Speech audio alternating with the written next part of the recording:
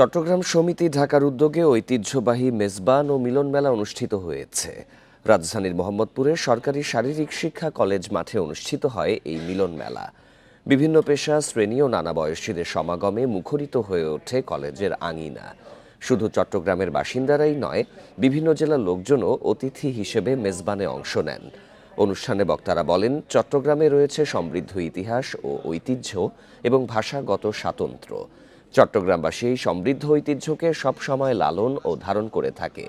এর আগে ঐতিহ্যবাহী প্রকাশনা চট্টল শিখার মোড়ক উন্মোচন করা হয় এবং প্রতিবারের মতো এবারও সমাজের নানা ক্ষেত্রে অসামান্য অবদানের জন্য ৫ জন বিশিষ্ট ব্যক্তিকে চট্টগ্রাম সমিতি পদক প্রদান করা হয়েছে।